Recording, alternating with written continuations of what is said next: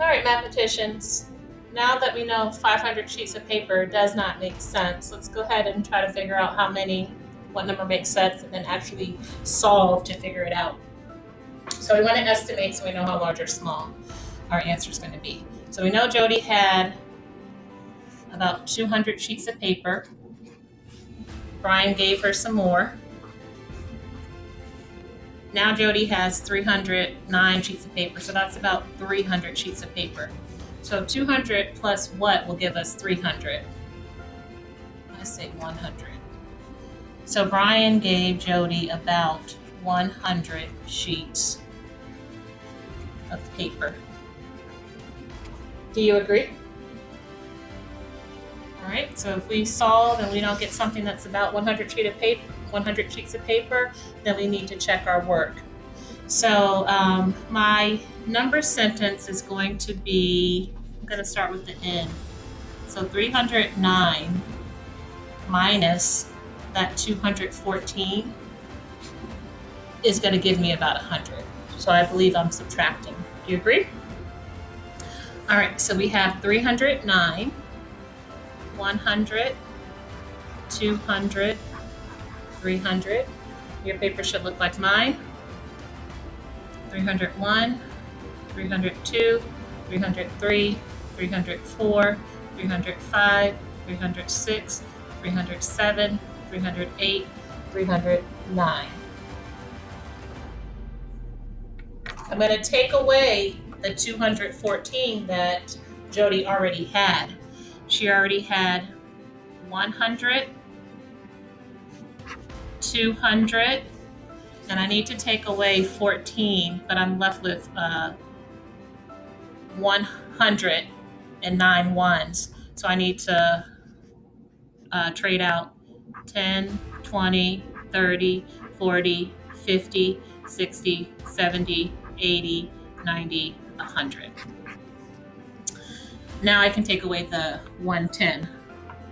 So I'll take away that 110 and then 4 ones. So let's see what we're left with. 10, 20, 30, 40, 50, count with me, 60, 70, 80, 90, 91, 92, 93, 94, 95. 95 is about 100. It round to the nearest 100 is 100. So my answer makes sense. Let's go ahead and check our work with another method to make sure we're correct. So we subtracted this time. Let's go ahead and use a number line to add up. So we know that Jody started with 214 sheets of paper. You agree? Okay, turn your paper to the side. We're going to label that portion of the number line 214, and we're trying to get to 309 sheets of paper. So we'll do hops until we get to 309, and that will tell us if in fact Brian gave Jody 95 sheets of paper. All right, so we want to do numbers that are friendly. Numbers that are friendly end in 5 or 0. So I could just do a little jump to get to 215, a little jump of 1. 214 plus 1 is 215. So 215, 16, or no, I don't want to count by ones. Maybe I should count by 5s. That'll get me, if I jump of 5, that'll get me to 220. Which ends in a 0. Those numbers are even friendlier to me because I can easily count by 10s. 210, 220, 230, 240, 250, 260, 270, 280, 290, 300. So 8 10s would be 80. Does that make sense? So 220 plus 80 gives me 300. Look at that, 300. So I just have 9. I'll do a little jump of 9. So if I total my partial sums, then I should get 95. Let's find out. So I'm going to do 80. Oh, I see an easy combination of numbers. 9 and 1 give me 10. 80 plus 10 is 90. And then 5. 90 plus 5. Look at that. 95. We've got 95 twice. All right.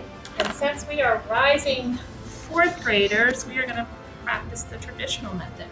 So we'll do 309 minus 214, and that should give us 95. We know we're working to get to 95. So we can ask ourselves, does 9 minus 4 equal 5? Yes, it does. All right, 0 tens minus 110 is not going to be, I'm not going to be able to do that in third grade, so I'm going to borrow 100. This becomes 100, and this becomes 10. 100 minus 10 is 90. Yes. And then 200 minus 200 is nothing. We have estimated and we found out that Jody was given about 100 sheets from Brian, and then we actually solved. We use a model, which helps us see. We used the number line, and we did the algorithm. I'm confident that Brian gave her 95 sheets of paper. Based on your estimate, is your sum reasonable? Yes. 95 to the nearest 100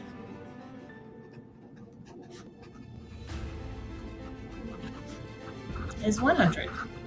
That makes sense to me. Do you agree?